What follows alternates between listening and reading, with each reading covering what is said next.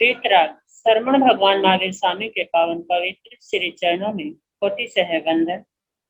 वर्तमान आचार्य सम्राट पूज्य गुरुदेव श्री श्री मुनि जी महाराज साहब के चरणों में अनंत अनंत वंदन। आगम ज्ञाता आगम पुरुष हिमाचल केसरी उपाध्याय पर्वत पूज्य गुरुदेव श्री जितेंद्र मुनि जी महाराज साहब के चरणों में अनंत अनंत वंदन। ऑनलाइन एजुकेशन के प्रणेता संघ सेतु उपाध्याय पर्वत पूज्य गुरुदेव श्री रविंद्र मुनि जी महाराज साहब के चरणों में वंदन नमन।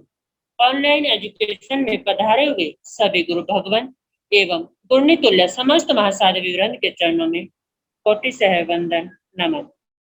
आज ज्ञानदाता आगम प्रदाता पूज्य गुरुदेव श्री जी की प्रत्यक्ष वंदना का लाभ ले रहे हैं घोर तपस्विनी साध्वी श्री चेतना जी महाराज, उग्र तपस्विनी साध्वी श्री चंदना बिल्लो जी महाराज साहब आदि ठाना।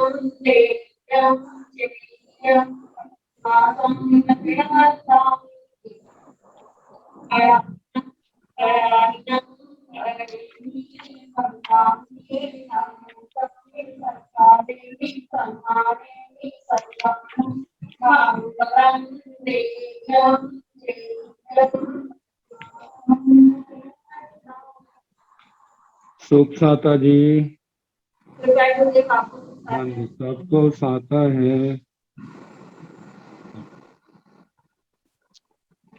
यह आगम वाचना निरंतर व निर्बाध गति से चलती रहे, इस हेतु सभी तपस्वी अपना अपना सहयोग दे रहे हैं। आज की तपस्या तरुण तपस्विनी महासाध्वी श्री समाजी महाराज साहब को उपवास। हम सभी तपस्वियों के तप की सुखसाता पूछते हैं और बहुत बहुत अनुमोदना करते हैं। अब हम पूज्य गुरुदेव श्री जी से करपत प्रार्थना करते हैं कि आप अपनी अमृतमय वाणी से हमें साथ करें। पधारे गुरुदेव, मथिया मंदा में सब साता है गुरुदेव। हाँ बेटा, साता सबको। कृपा है गुरुदेव आपकी।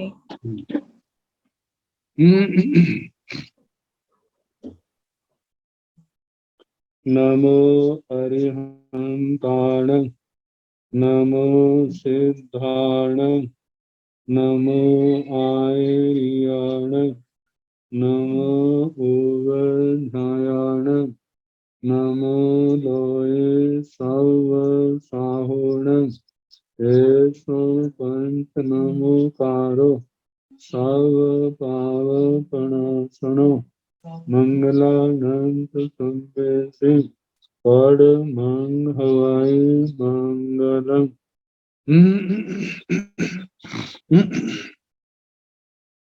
जिन शासन जिन वाणी सदा जयवंत हो, श्रमण संग सदा अविचल मंगल हो।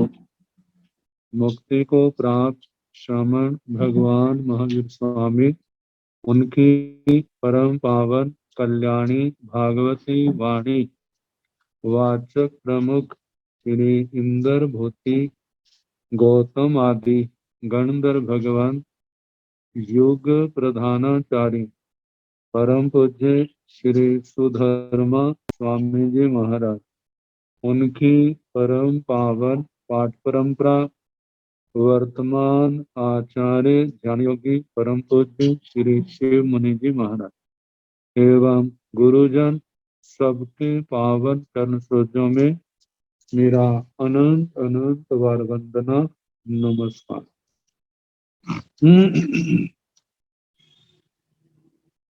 आगम परिषद में विराजमान गृहस्थ मुनिराज, अन्य मुनिवृंद, परमादरणीय भगवती स्वरूपा महासाध्य, श्री स्थानक सूत्र की वाचना प्रारंभ है। तीसरे स्थान का द्वितीय उद्देश्य, दूसरा उद्देश्य सुनाया जा रहा। कल हम सुना रहे थे कि जिनके जे जन्म भी गर्हित है, अग्रिम अगला जन्म भी गर्हित है और उसके बाद का जन्म भी गर्हित।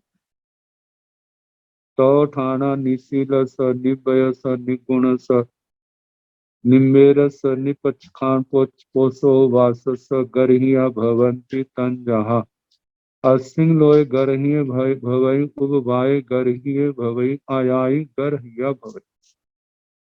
जो शील से रहित हैं, व्रतों से रहित हैं, गुणों से रहित हैं, जो मर्यादाहीन है, जिनके जीवन में कोई पचखान पोषद आदि नहीं है, उनका जे जन्म भी गर्हित है, निंदनीय है, आगे का जन्म भी निंदित है और उससे आगे का जन्म भी निंदित है।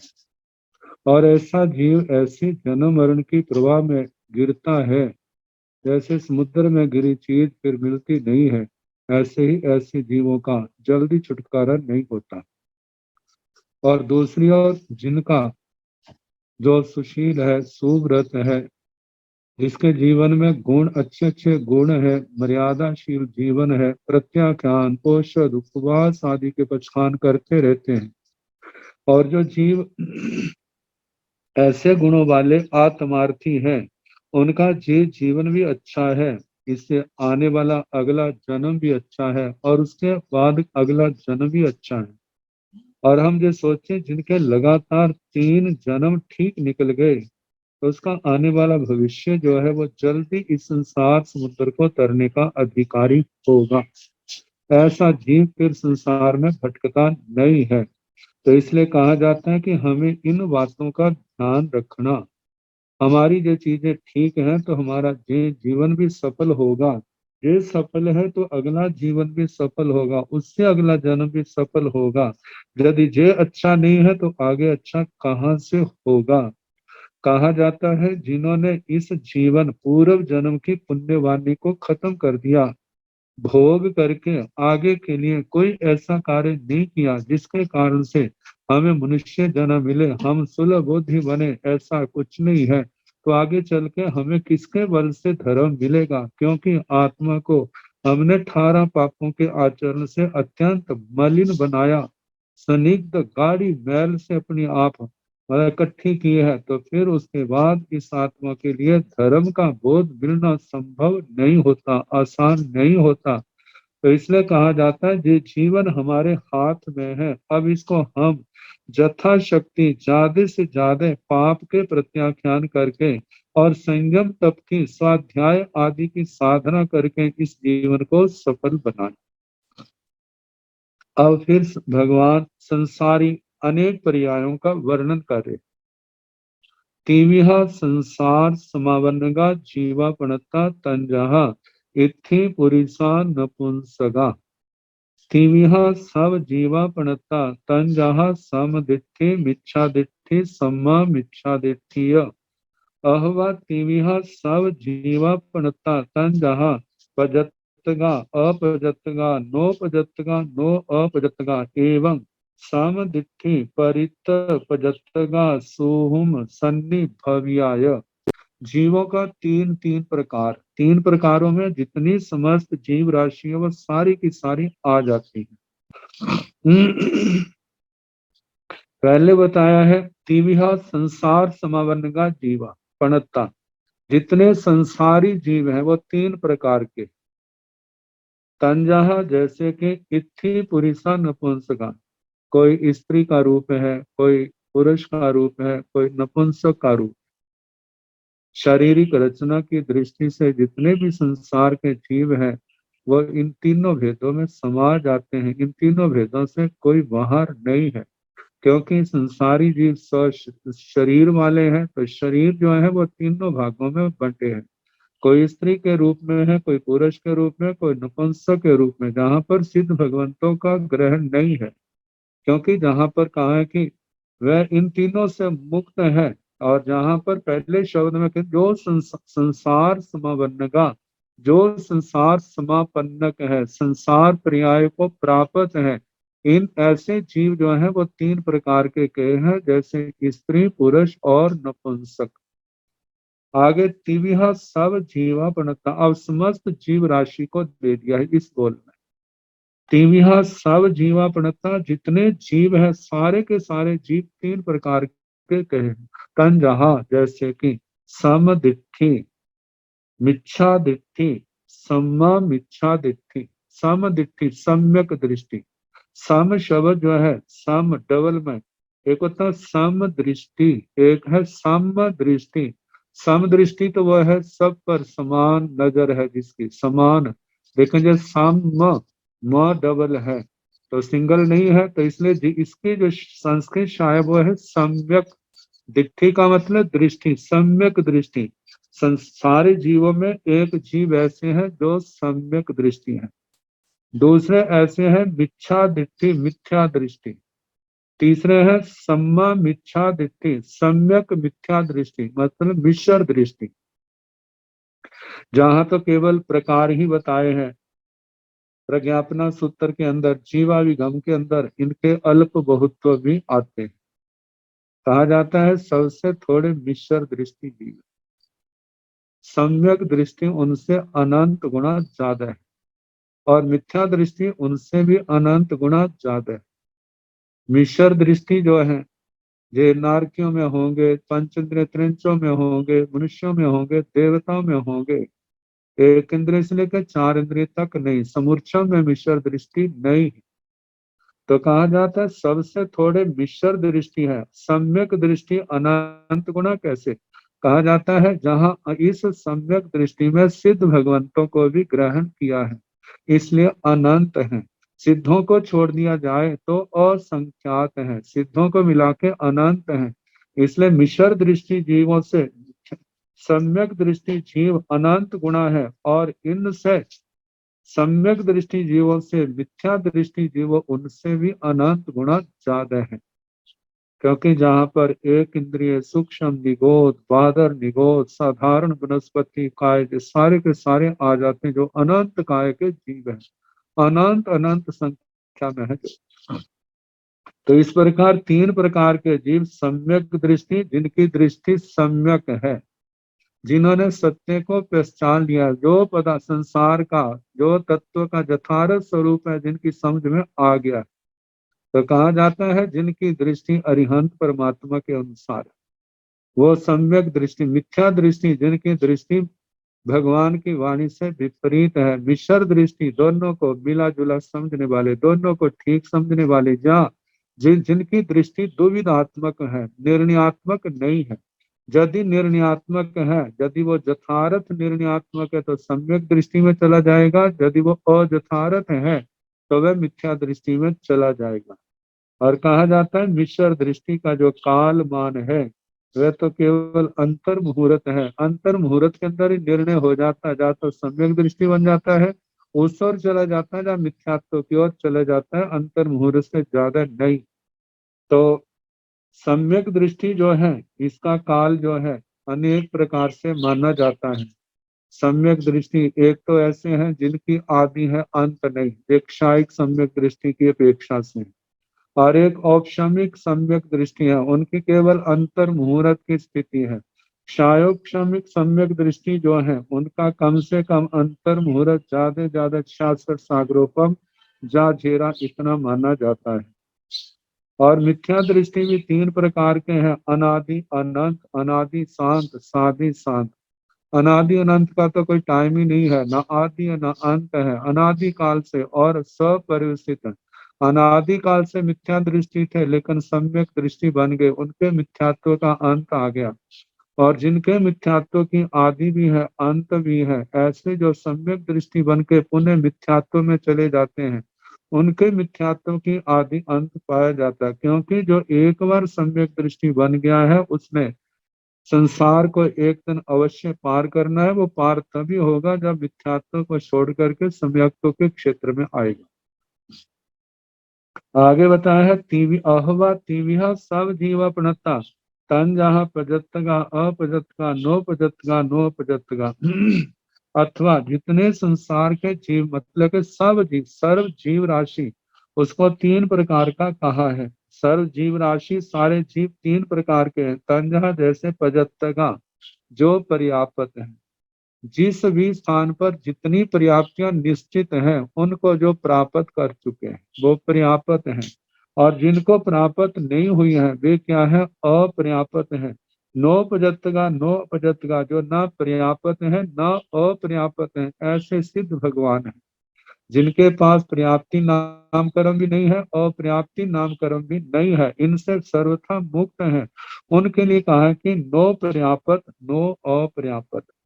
कहा जाता है पर्याप्त, पर्याप्त जो है वे जीव है जो लब्धि की दृष्टि से और करण की दृष्टि से, लब्धि की दृष्टि से जो जीव है वो जब तक उनको पर्याप्तियां पूर्ण नहीं हुई तो करण की दृष्टि से अपर्याप्त कहलाता है, लेकिन वास्तव में वो पर्याप्त ही है। और जब पर्याप्तियां पूर्ण हो जाती है तो करण की उपकरण की दृष्टि से भी पर्याप्त है और लब्धि की दृष्टि से भी पर्याप्त है। और जो लब्धि की दृष्टि से अपर्याप्त है ऐसे जीव जो हैं उनको करण जो है पूर्ण, जो जिस श्रेणी में जन्मा है वहां पर उसको पूर्ण नहीं मिलेंगे, उससे पहले ही वो काल धर्म को प्राप्त हो जाएंगे। तो कहा जाता है जो लब्धि से अपर्याप्त है वो नियम से करण से भी क्या होंगे, अपर्याप्त होंगे। लेकिन जो लब्धि से पर्याप्त हैं वे करण की दृष्टि से पर्याप्त भी हो सकते हैं, अपर्याप्त भी हो सकते हैं। अपर्याप्त तब जब तक जन्म लिया है लेकिन अभी पर्याप्तियां पूर्ण नहीं हुई तो वह लब्धि से पर्याप्त होने पर भी कर्ण की दृष्टि से अपर्याप्त है, क्योंकि उनको उपकरण पूरे नहीं मिले। जब उपकरणों में पूर्णता आ जाती है तो उनको लब्धि और कर्ण की दृष्टि से पर्याप्त कहा जाता है। और नो पर्याप्त नो अपर्याप्त, ना पर्याप्त पर्याप्ति नाम कर्म है ना अपर्याप्ति नाम कर्म है। तो ऐसी आत्मा जो है वो सिद्ध भगवान है। ये सिद्ध भगवंतों को नो पर्याप्त नो अपर्याप्त कहा जाता है। एवं समदिट्ठि परित पजत्तगा सोम सन्नि भव्या, इस प्रकार जो है इन सूत्रों को सर्व जीवों में जो बोल लिए हैं। पहला तो समदिट्ठि, एवं इस प्रकार समदिट्ठि, समदिट्ठि का मतलब सम्यक दृष्टि, कि जितने संसार के जीव है तीन वो ले लेने, सम्यक दृष्टि, मिथ्या दृष्टि, मिश्र दृष्टि। आगे का है परित, परित अपरित नो परित नो अपरित। कहा जाए परिभाषिक शब्द है परित, उनको कहा जाता है जो जीव शुक्ल पक्ष में तो आ चुके हैं लेकिन आने के साथ साथ जिनको एक बार सम्यक का स्पर्श हो गया, सम्यक दृष्टि बन गए हैं। सम्यक सम्यक दृष्टि बनने के बाद चाहे वह मिथ्यात्व में क्यों न चले गए हों, उनकी गणना परित संसारियों में आती है। और दूसरा है अपरित संसारी। अपरित संसारी का मतलब जिनको एक बार भी सम्यक्त्व नहीं मिली, ऐसे जीव जो कृष्ण पक्ष में वो तो नियम से अपरित संसारी ही है। लेकिन जो शुक्ल पक्ष के भी है, शुक्ल पक्ष में आगे है लेकिन सम्यक्त्व का स्पर्श नहीं हुआ है, ऐसे जीवों को भी अपरित संसारी कहा जाता है। तो कहा जाता ये तो परित संसारी, जिनको एक बार सम्यक्त्व का स्पर्श हो गया है लेकिन संसार में है, चाहे वो सम्यक्त्व में चाहे मिथ्यात्व में है, वो परित संसारी हैं। जिन जीवों को एक बार भी सम्यक्त्व का स्पर्श नहीं हुआ वे अपरित संसारी हैं। लेकिन नो परित नो अपरित, ना परित ना परित है ना अपरित है, ऐसे जीव जो है सिद्ध भगवान है। तो इस प्रकार तीन प्रकार के जीव हुए, परित परित अपरित और नो परित नो अपरित। एक परित अपरित काया की अपेक्षा से भी कहा जाता है। कहा जो प्रत्येक शरीरी है उनको परित काय वाला कहते हैं, अपरित जो अनंत काय वाले हैं उनको अपरित कहा जाता है। और इन दोनों से मुक्त है वो तो सिद्ध भगवान, ना परित काय वाले ना अपरित कालु काय वाले, बिल्कुल संसार से मुक्त है। लेकिन जो पहले व्याख्या बताई थी वही जहाँ पर व्याख्या ग्रहण करनी है, और जो जो शरीरों की अपेक्षा से बताया वो जीवाविगम में बोल चलता है शरीर की अपेक्षा से। आगे है पजत्तगा पर्याप्त, तो इसके भी तीन बोल, तीन प्रकार के समस्त जीव हैं, सर्व जीव है। पर्यापत, अपर्यापत, नो पर्यापत, नो अपर्यापत, ये पहले आ चुका है। आगे है सोहम।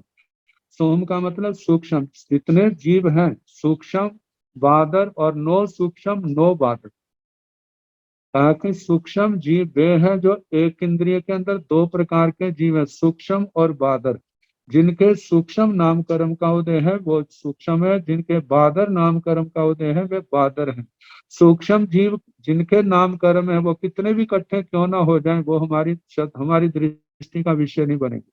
लेकिन बादर का शरीर चाहे एकात्यंत सूक्ष्म है, हम देख नहीं सकते, लेकिन जिनके बादर नाम कर्म का उदय है, यदि उस श्रेणी के जीव इकट्ठे हो, असंख्यात इकट्ठे हो जाए, तो वो हमारी दृष्टि का विषय बन सकते हैं। लेकिन सूक्ष्म सारे लोक में ठसा ठस भरे हैं, लेकिन वो हमारी दृष्टि का विषय नहीं।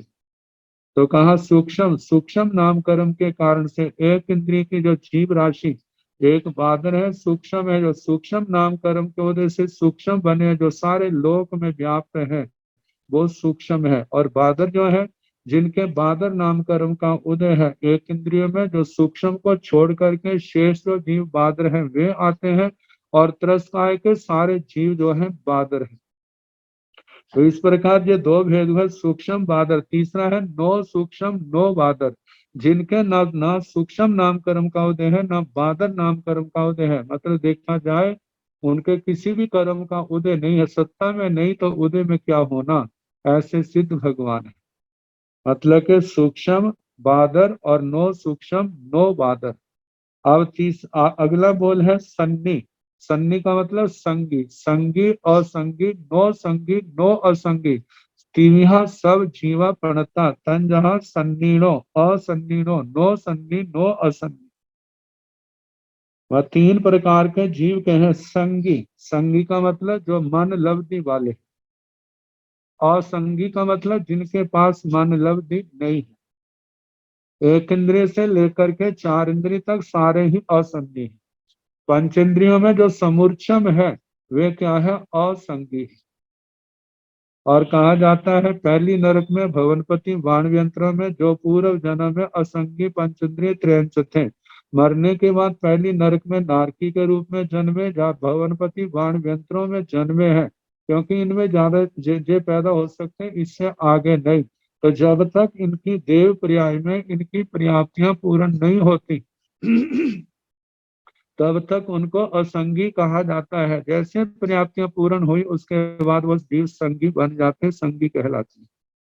तो कहा कि एक संगी है, एक असंगी, एक नो संगी नो असंगी। ऐसे जीव जो है केवली भगवान लिए जाते हैं। 13वें गुण स्थान में, 14वें गुण स्थान में और सिद्ध भगवान, ये जो केवली भगवान है, इनके लिए आता है नो संगी नो असंगी। कहा जाता है नो संगी नो असंगी, क्यों कहा जाता है? कहते हैं इनके पास भाव मन की लब्धि नहीं। तो कहते हैं असंगी कहा, जब वो नहीं कहा जाता, क्यों नहीं कहा जाता? क्योंकि जरूरत पड़ने पर द्रव्य मन का निर्माण करते हैं। दूर रहा हुआ कोई व्यक्ति उनसे प्रश्न पूछता है तो ये मन के द्वारा उत्तर देते हैं, और जो पूछ रहा है उसके पास ऐसी शक्ति होने के कारण भगवान के मन के द्वारा दिए गए उत्तर को वो ग्रहण कर लेते हैं, समझ लेते हैं। तो इसलिए कहा जाता है केवली भगवान को नो संगी नो असंगी कहा जाता है। आगे भव्याय, भव्य को लेकर के, भवि को लेकर तीन बोल। त्रिविहा सब जीवापणता तंजा भव्याय अभव्याय, भव्या अभव्या नो भव्या नो अभव्य। भव्य, भव्य का मतलब जिनके अंदर संसार से तरने की योग्यता है, ऐसे जीव भव्य हैं। जिनके अंदर संसार से तरने की योग्यता नहीं है उनको अभव्य कहा जाता है। और उसके आगे का नो भव्य नो अभव्य, ऐसे जीव जो है वो सिद्ध भगवान। भव्य अभव्य और नो भव्य नो अभव्य, इसके संबंध में ऐसा कहा जाता है एक पत्थर ऐसा है जिसके अंदर मूर्ति बनने की योग्यता है, और एक पत्थर ऐसा है जिसके अंदर मूर्ति बनने की योग्यता नहीं है। ये परिणामी भाव है भव्यत्व अभव्यत्व, ये किसी के बनाए हुए नहीं है। तो कहा जाता है कि जिनके अंदर संसार से तरने की योग्यता है वो भव्य, जिनके अंदर योग्यता नहीं है वो अभव्य है। और जो ना भव्य है ना अभव्य है, ऐसे सिद्ध भगवान।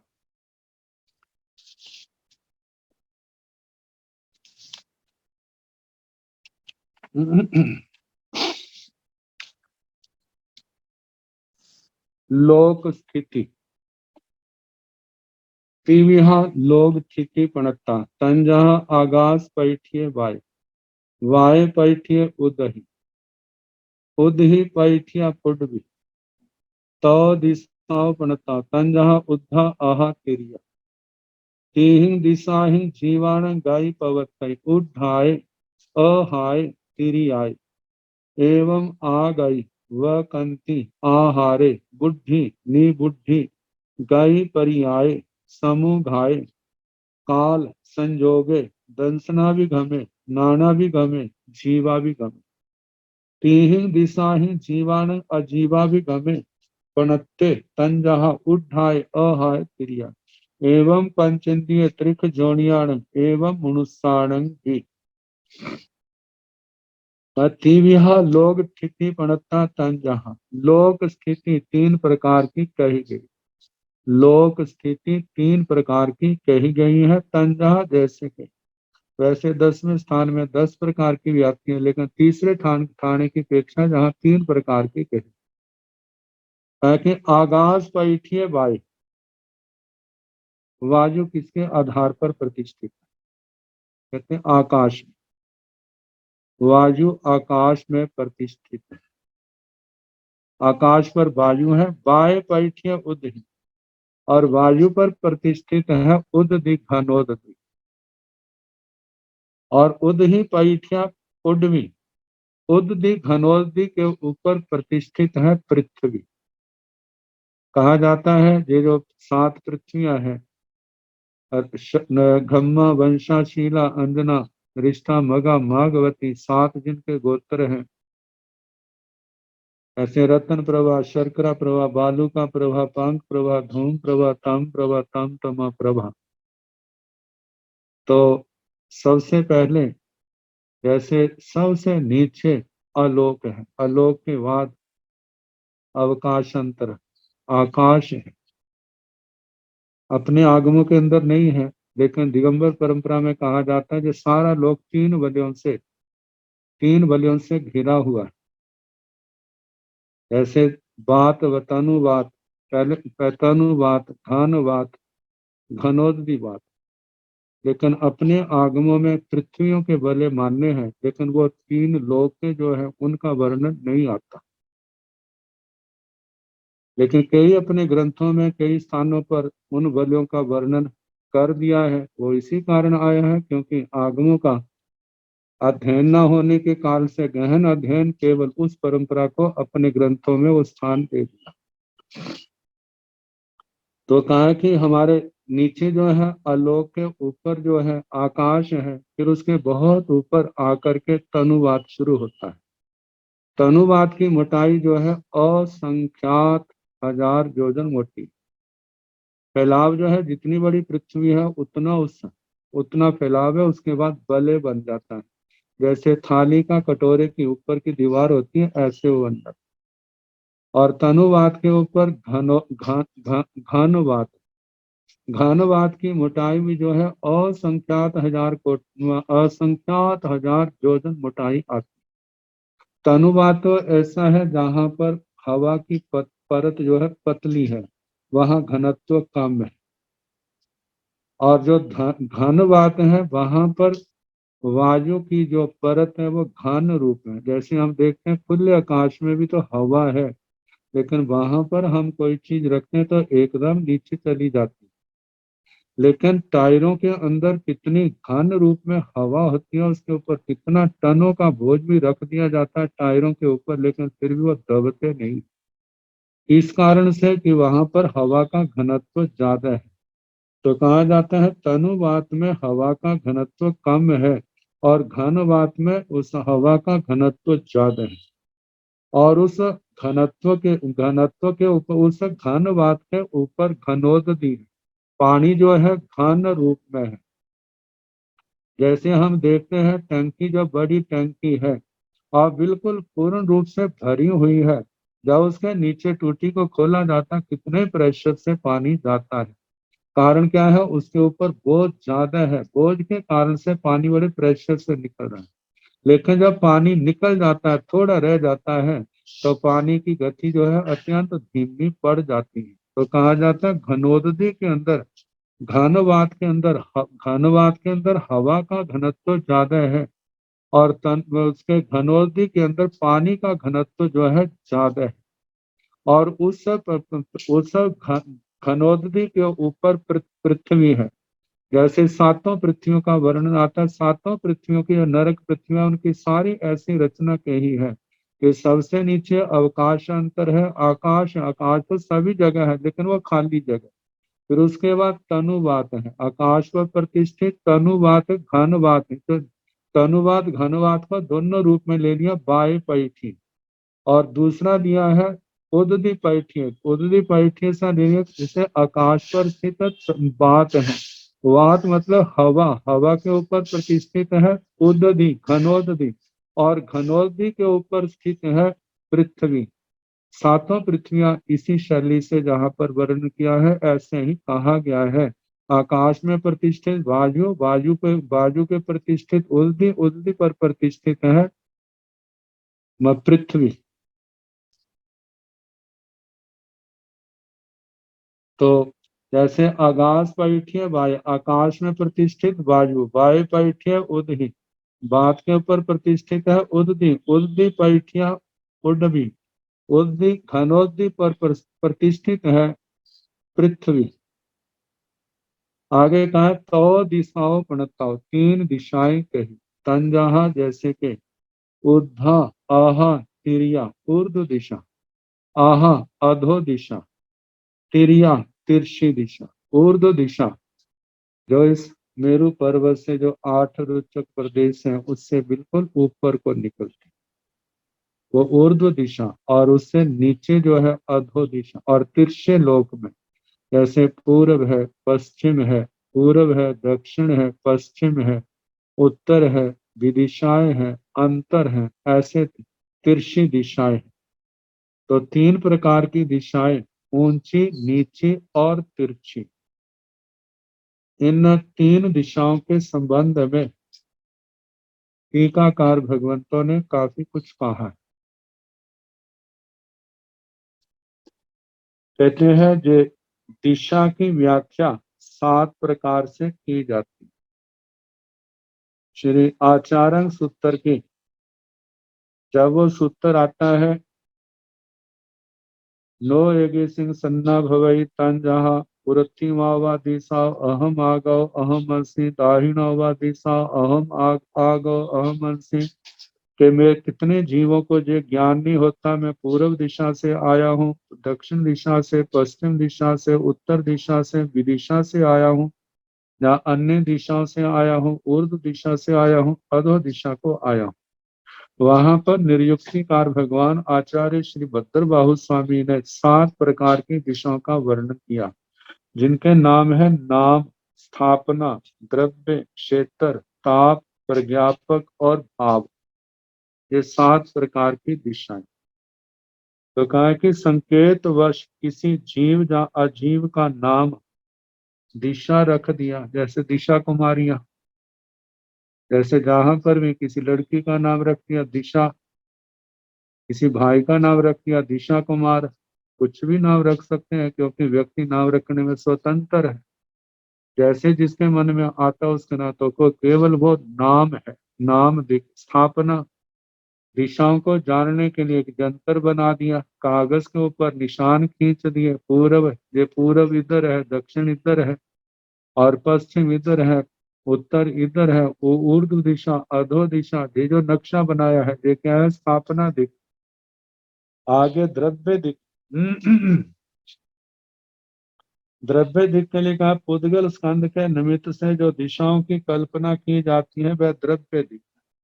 किसी भी पुद्गल को, कोई भी संस्थान ऐसे निश्चित कर लिया, जैसे कोई वृक्ष निश्चित कर लिया, उस वृक्ष से पूर्व की ओर, उस वृक्ष से दक्षिण की ओर, उस वृक्ष से पश्चिम की ओर, उस वृक्ष से उत्तर की ओर, उस वृक्ष से ऊपर की ओर, उस वृक्ष से नीचे की ओर। ऐसे कोई भी और स्थान है उस पर्वत से पूर्व की ओर, उस पर्वत से दक्षिण की ओर, पश्चिम की ओर, उत्तर की ओर, ऊपर की ओर, नीचे की ओर, ऐसे जो कल्पना की जाती है, जहाँ कहीं पर पत्थर की शिला विशेष शिला पड़ी है तो उस शिला को केंद्र मान करके उससे पूर्व की ओर, दक्षिण की ओर, पश्चिम की ओर, उत्तर की ओर, जहाँ कोई, तो इस प्रकार जो पुद्गल को लेकर के दिशाओं की कल्पना की जाती है, विशेष पुद्गल को लेकर वो द्रव्य दिशा कही जाती है। आगे क्षेत्र आकाश के लिए रूढ़ है। आकाश के 8 रुचक प्रदेशों से दिशाएं प्रवृत्त होती हैं। 8 रुचक प्रदेश गोस्तनाकार जो मेरु पर्वत के बीच में कहे जाते हैं, वहां से कहा जाता है दिशाएं जो है, जैसे दो दो प्रदेश उनके बढ़ते जाते हैं, और विदिशाएं जो है, दिशाएं जो है केवल मोती के रूप, मोतियों की माला के रूप में एक एक मन का मोती के प्रदेश आकाश का प्रदेश है, एक एक लाइन उसकी बनती जाती है। तो विदिशाएं एक प्रदेशात्मक है, और जो दिशाएं हैं वो दो दो प्रदेश ऐसे उनके बढ़ते जाते हैं। भगवती सूत्र के अंदर इनका विशेष वर्णन आएगा। तो बताया कि 8 रुचक प्रदेश गोस्तनाकार है। उनसे 4 दिशाएं, 4 दिशाएं ऊंची और नीची, ये 10 दिशाएं प्रारंभ हो जाती है आकाश की। जैसे वहां से उन रुचक प्रदेशों से ये पूर्व दिशा है, ये पश्चिम दिशा, ये दक्षिण दिशा, ये पश्चिम दिशा, ये उत्तर दिशा है। और 4 विदिशाएं हैं, जैसे ईशान कोण है, आग्नेय कोण है, नैऋत्य कोण है, वायव्य कोण है। फिर इनके 8 अंतर आ जाते हैं, 8 जे आ जाते हैं। फिर उसके बाद जो है ऊर्ध्व दिशा आ जाती है, मतलब कि 4 दिशाएं, 4 दिशाएं, 8 होगी, 8 उनके अंतर, ये 16 हो गए। एक ऊर्ध्व दिशा और एक अधो दिशा, ऐसे 18 दिशाएं बन जाती हैं। वह सामान्य से इनको 8 दिशाओं के रूप में कहा कि जैसे 10 दिशाओं में, जैसे जमा, दक्षिण, मतलब पहली है ऐन्द्री, ऐन्द्री का मतलब पूर्व, आग्नेय, ऐन्द्री पूर्व, आग्नेय, पूर्व दक्षिण कोण, मतलब जिसको आग्नेय कोण कहा जाता है। जमा दक्षिण, नैऋत्य दक्षिण और पश्चिम का कोण, वारुणी पश्चिम, और वायव्य पश्चिम और उत्तर का कोण, पौबेरी उत्तर दिशा, ईशान उत्तर पूर्व कोण, बिमला, बिमला जो है ऊपर ऊर्ध्व दिशा, तमा नीचे, जहाँ तमा अंधकार का वाचक है तो इसलिए अधो दिशा को तमा कह दिया। और बिमला जो है निर्मलता का प्रतीक है, तो ऊपर आकाश में प्रकाश ज्यादा होने के कारण से उसका नाम रख दिया बिमला। ये 10 दिशा, ये क्या है, क्षेत्र दिशाएं हैं। अब इसके आगे ताप दिक, ताप जो है जहाँ सूर्य को लेकर के कहा, सूर्य के उदय को लेकर के कहा, सूर्य के प्रकाश द्वारा जो दिशाएं प्रकाशित होती है उसे ताप क्षेत्र दिक कहते हैं। जिधर से सूर्य उदय होता है वह पूर्व दिशा, जिस दिशा में अस्त होता है वह पश्चिम दिशा, दाई और दक्षिण दिशा, और बाई और उत्तर दिशा है। कहा भी है, जय सिंह जत्तो सूरो उदय, ते सिंह ताई हवई पुब्बा, ताव खेत दिशाओ पयाहीना शेषियाओ सिंह। दूसरे शब्दों में मतलब ये तो ताप दिख आ गया, आगे प्रज्ञापक दिख आएगा।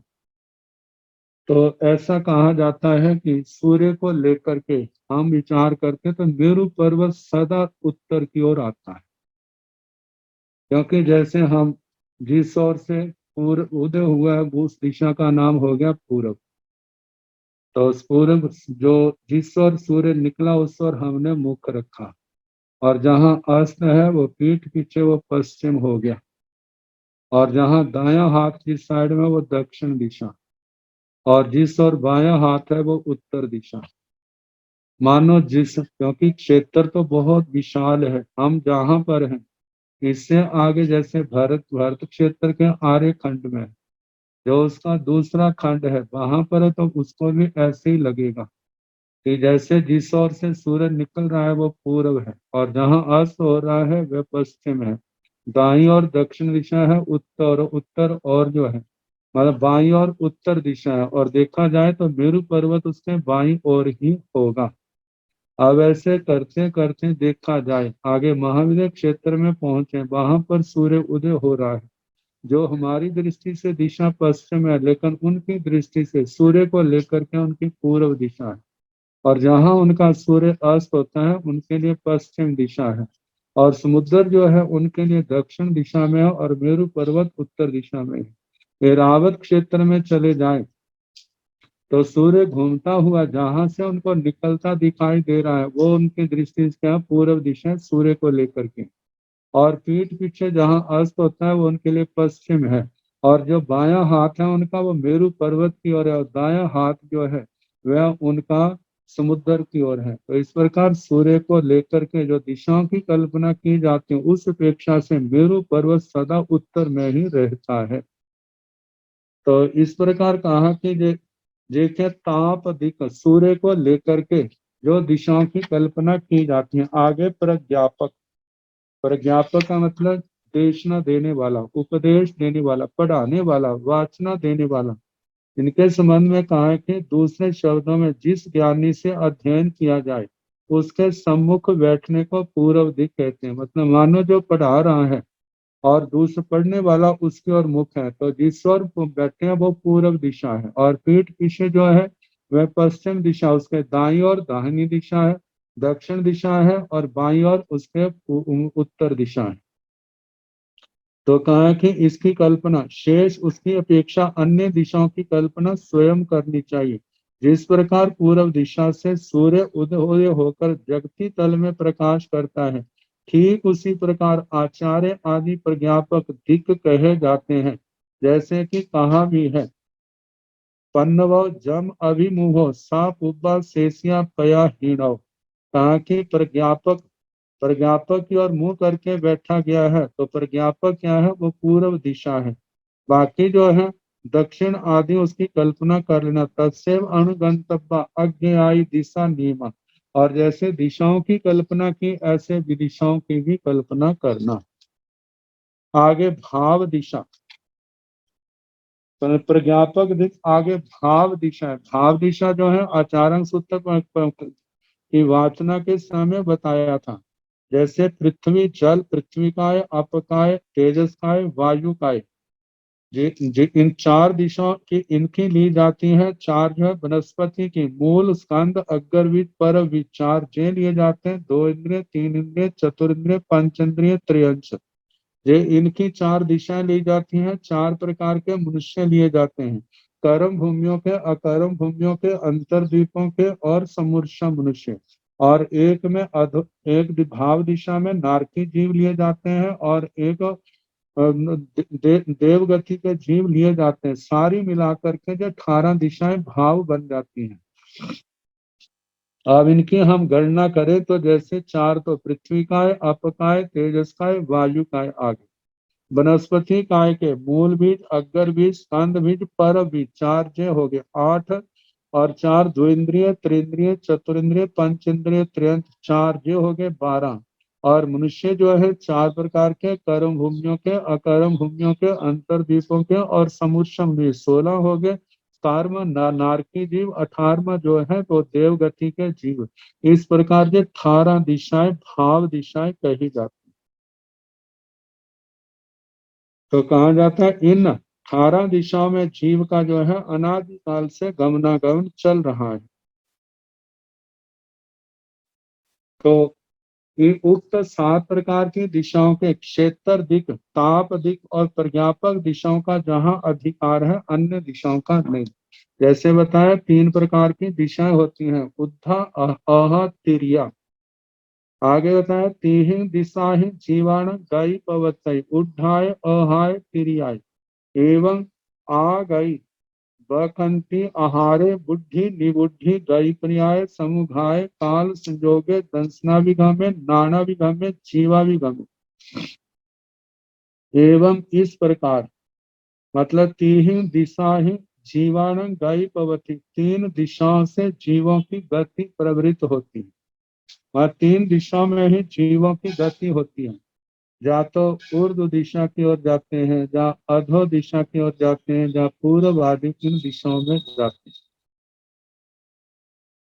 जीव काल धर्म को प्राप्त करके आकाश की श्रेणियों के अनुसार या तो ऊर्ध्व गति में जाएगा, या अधो दिशा में जाएगा, अधो गति में, या पूर्व आदि इन दिशाओं के अंदर जाएगा। तो संक्षेप में जो तीन दिशाएं कही हैं, इन्हीं के अंदर जीवों का गमनागमन होता है। एवं आ गई, जैसे जाने का कहा, और ऐसे जीव आता भी है तो ऐसे ऊर्ध्व दिशा से आता है, या अधो दिशा से आता है, या तिरछी दिशा से आता है। हम कल्पना करें इस मनुष्य लोक में जीव ने जन्म लिया है। ऊर्ध्व दिशा से भी वो आया हो सकता है देवगति से, अधो दिशा से भी आया हो सकता है नरक आदि, और तिरछी दिशा से पूर्ववादी दिशाओं से भी वो आया हुआ जीव हो सकता है। तो इस प्रकार आ गई गति का बकंती, बकंती का मतलब जन्म। इन तीन दिशाओं से आकर के जीव बकंती व्युत्क्रांति आकर के जन्म लेता है। जब जन्म होता है तो तीन दिशाओं से आया होता है। आहार है, जो जीव का आहार है वो भी इन तीनों ही दिशाओं से आए हुए पुद्गलों का आहार होता है।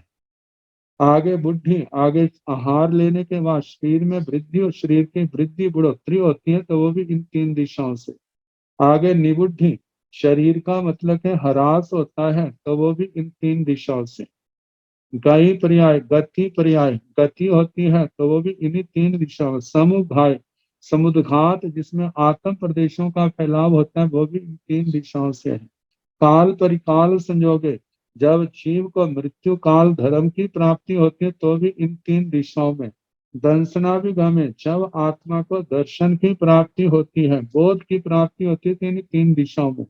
नानाभिगमे, जब आत्मा को ज्ञान की प्राप्ति होती है तो भी इन तीन दिशाओं में से किसी दिशा में होगी। जीवा भी, नानाभिगमे जीवाभिगमे, मतलब जीव का ज्ञान जो है वो भी इन तीन दिशाओं में। तीन दिशा ही जीवान अजीवा भी गमे पड़ते, तीन दिशाओं में ही जीवों को अजीव का ज्ञान होता है। तन जहाँ उठाय अहाय क्रिया, और ऊर्ध्व दिशा अधो दिशा तिरछी दिशा। एवं पंचेंद्रिय त्रिक जोड़ियाना, ऐसे पंचेंद्रिय त्रियंशों को। एवं मनुष्यान में, ऐसे मनुष्यों का भी है।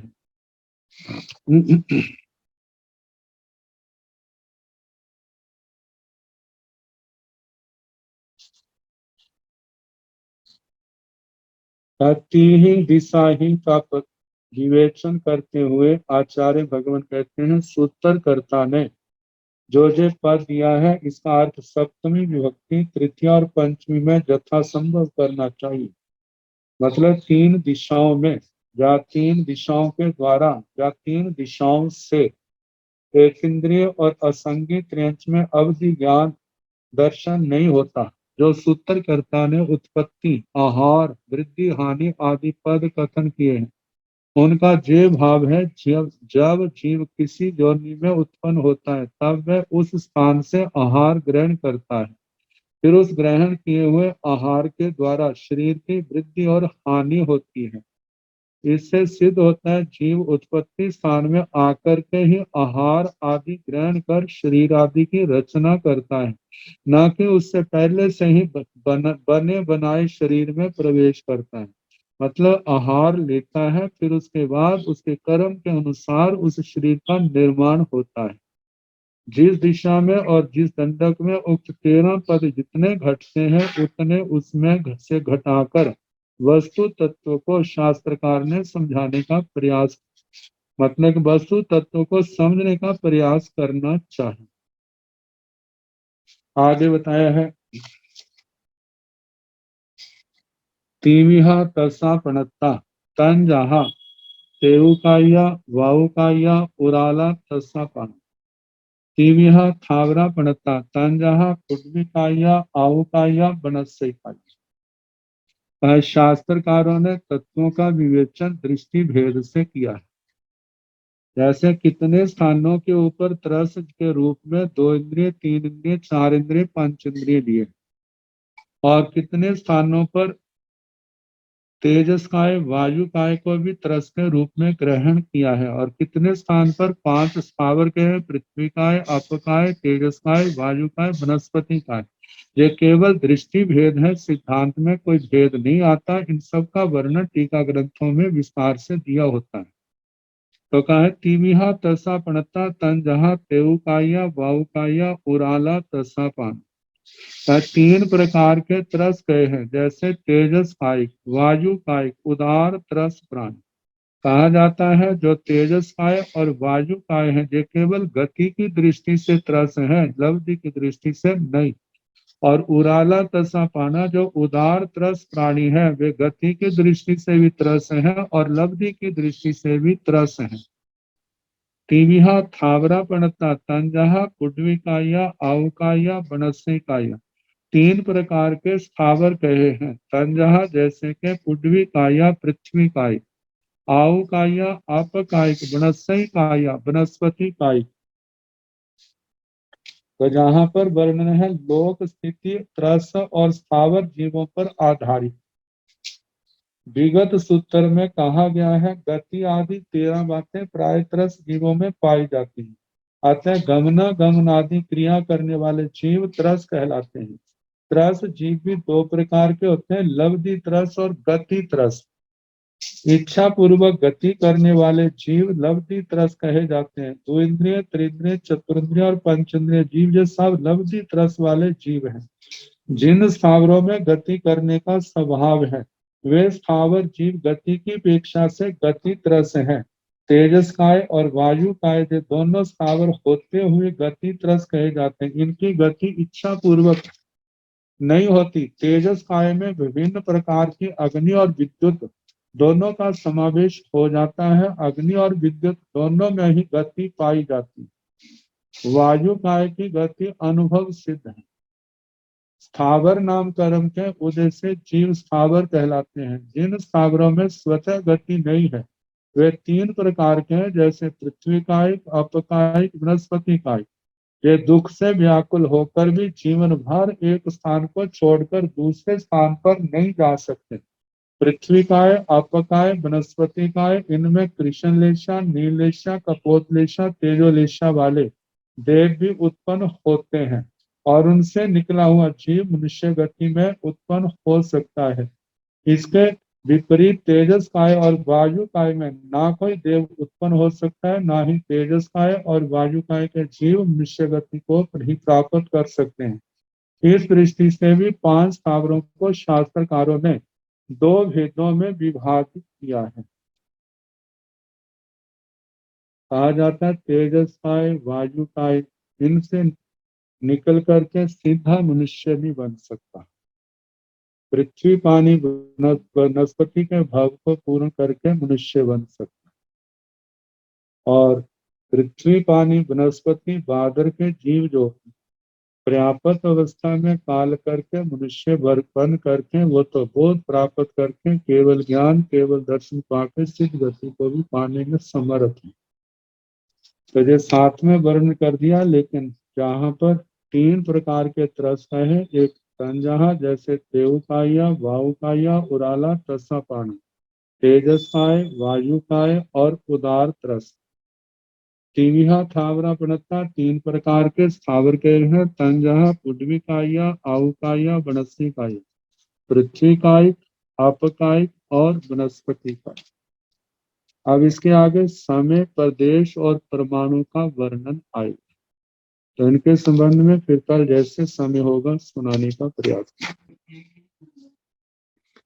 नमो अरिहंताण, नमो सिद्धाण, नमो आयरियाण, नमो ओवधायाण, नमो लोये संसाहुण, ऐसो पंच नमोकारो साव पाव कणसणो मंगलानंत संदेशिं परमं हवाई मंगलम श्री चतारि मंगलम अरिहंता मंगलम सिद्धा मंगलम साहु मंगलम केवली पुनतो धम्मो मंगलम चतारि लोकोत्तम अरिहंता लोकोत्तम सिद्धा लोकोत्तम साहु लोकोत्तम केवली पुनतो धम्मो लोकोत्तम चतारि शरणं प्रवज्जामि अरिहन्ते शरणं प्रवज्जामि सिद्धे शरणं प्रवज्जामि